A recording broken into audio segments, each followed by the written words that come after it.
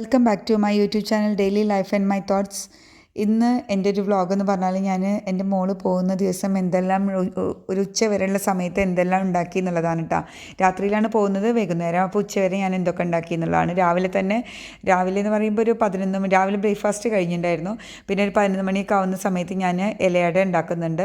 ഇല കിട്ടിയിട്ട് കഴുകുന്നത് കണ്ടിട്ടുണ്ടായിരുന്നല്ലോ. അപ്പോൾ ഈ പൊടി എടുത്തത് പത്തിരിപ്പൊടി, ബ്രാഹ്മിൻസിൻ്റെ പത്തിരിപ്പൊടിയാണ്. ചൂടുവെള്ളത്തിൽ നല്ല കുറച്ച് തിളച്ച വെള്ളത്തിൽ തന്നെ അങ്ങനെ വാട്ടിയെടുത്തു. പിന്നെ അതിന് ശേഷം ഇത് ശർക്കരയായിരുന്നു പായസം ഉണ്ടാക്കാൻ വാങ്ങിയതിൻ്റെ ബാക്കിയായിരുന്നു. അപ്പോൾ അത് ഞാൻ കാസ്റ്റ് അയൺ തവ വെച്ചിട്ട് കുത്തിപ്പൊട്ടിക്കുകയാണ്. കാരണം കുറച്ച് ഹാർഡുണ്ട്. കുത്തിപ്പൊട്ടിക്കുമ്പോൾ ആദ്യം കുറച്ച് ഹാർഡായിരുന്നു. പിന്നെ ഈസി ആയിട്ട് അത് കുത്തിപ്പൊട്ടിയിട്ട് അങ്ങനെ പൊടിഞ്ഞു വന്നു.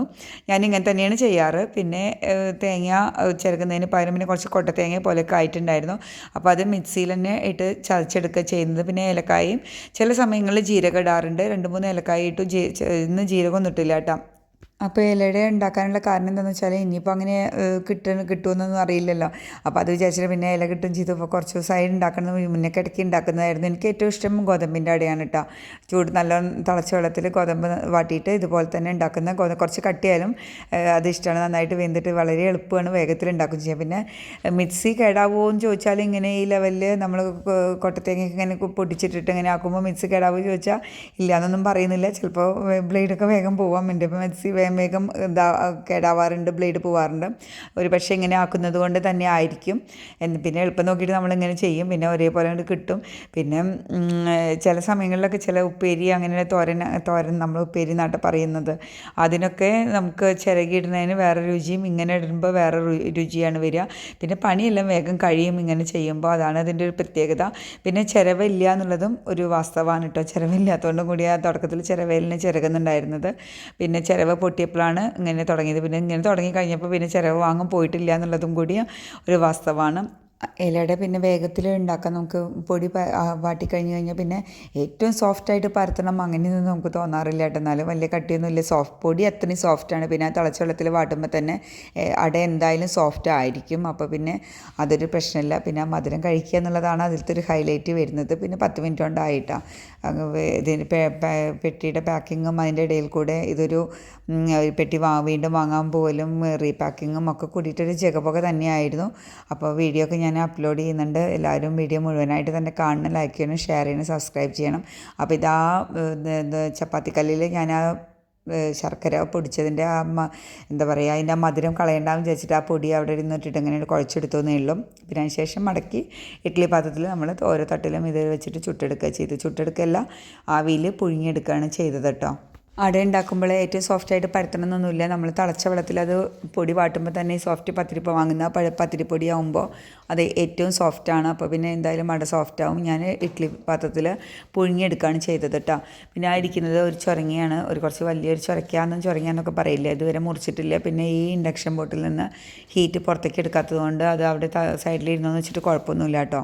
പിന്നെ ഈ സമയത്ത് അട കഴിക്കുമ്പോൾ ഈ സമയത്ത് ഉണ്ടാക്കാൻ കാരണം മോള് പോകുന്നതുകൊണ്ട് മാത്രം കേട്ടോ. അല്ലെങ്കിൽ ഈ സമയത്ത് ഉണ്ടാക്കുമായിരുന്നില്ല. പിന്നെ ഞാനൊരു ഉണ്ട ഉണ്ടാക്കിയിട്ടുണ്ടായിരുന്നു.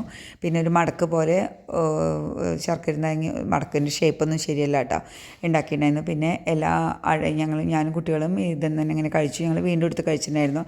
ഞാനൊരു 8 അടയൊക്കെ ഉണ്ടാക്കിയിട്ടുണ്ടായിരുന്നു.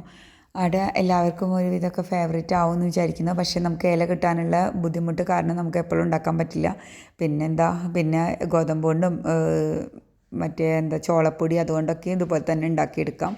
എല്ലാം എളുപ്പം തന്നെയാണ്. പക്ഷേ രാവിലെയൊക്കെ നമുക്ക് കഴിക്കുമ്പോൾ മധുരം കഴിക്കുമ്പോൾ ചിലപ്പോൾ മധുരം ഇഷ്ടമില്ലാത്തവർക്കൊക്കെ ഒരു ബുദ്ധിമുട്ട് തോന്നും. ഇത് അത്യാവശ്യം മധുരം ഉണ്ടായിരുന്നു കേട്ടോ. തേങ്ങ ഒരുപാട് അങ്ങനെ ഇട്ടിട്ടില്ല, എന്നാലും തേങ്ങയും അത്യാവശ്യം ഉണ്ടായിരുന്നു. പിന്നെ കട്ടൻ ചായയൊക്കെ ഉണ്ടെങ്കിലും ഒന്നും കൂടി രസമാണ്. ഇന്ന് പിന്നെ ചായയൊന്നും കുടിച്ചിട്ടില്ല, ചായയൊന്നും ഉണ്ടാക്കിയില്ല. ഇന്ന് പിന്നെ ബ്രഞ്ചിനൊന്നും ഇരുന്നില്ല. ഇന്നിപ്പോൾ നമുക്ക് സമയവും കുറവ്. പിന്നെ അങ്ങനെ ഒരു മനസ്സിൽ അങ്ങനെ ഒരു എന്താ പറയുക സ്വസ്ഥമായിട്ട് ഇരിക്കുകയല്ലല്ലോ. അപ്പോൾ അതുകൊണ്ട് ഇന്ന് ചായയൊക്കെ കട്ട് ചെയ്തു കേട്ടോ. ഇത് കഴിച്ചു അത്രമാത്രം. പിന്നെ അപ്പോൾ എല്ലാവരും വീഡിയോസൊക്കെ ഫുള്ളായിട്ട് കാണണം. പിന്നെ ഞാൻ ചോറ് വെച്ചിട്ടുണ്ടായിരുന്നു. അത് വലിയൊരു പാത്രത്തിൽ വരാൻ വെച്ചു എന്നേ ഉള്ളൂ.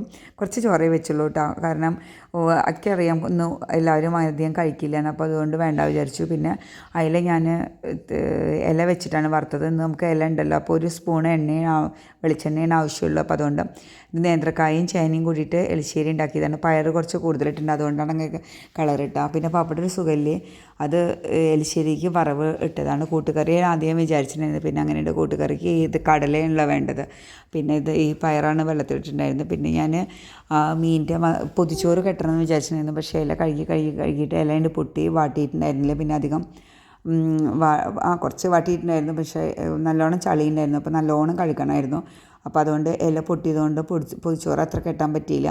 പിന്നെ ഞാൻ കാളൻ വെച്ചിട്ടുണ്ട്. കാളൻ ഇതിൽ വിളമ്പാൻ ഞാൻ സത്യത്തിൽ വിട്ടുപോയിട്ടാണ്. അപ്പോഴേക്കും ആ സമയമൊക്കെ ആകുമ്പോഴേക്കും ഉച്ചയ്ക്ക് ഹസ്ബൻഡൊക്കെ വന്നിട്ട് വീണ്ടും ലഗേജ് അങ്ങോട്ട് അങ്ങനത്തെ ആ ഒരു ഇതായപ്പോൾ ആ ഒരു മൈൻഡ് അങ്ങോട്ട് പോയി.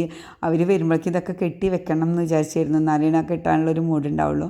പിന്നെ അവൾ പറഞ്ഞു വെറും മുളകും പുളിയും മാത്രം ഇട്ടിട്ടുള്ള കറി വെച്ചാൽ മതി എന്ന്. അതുകൊണ്ടാണ് ഉള്ളിയും ഒന്നും ഇടാത്തത് കേട്ടോ. ഉള്ളി തക്കാളി ഒന്നും തന്നെ ഇട്ടിട്ടില്ല കേട്ടോ, വെറും പച്ച വെളിച്ചെണ്ണയും ഒഴിച്ചിട്ടുള്ളൂ.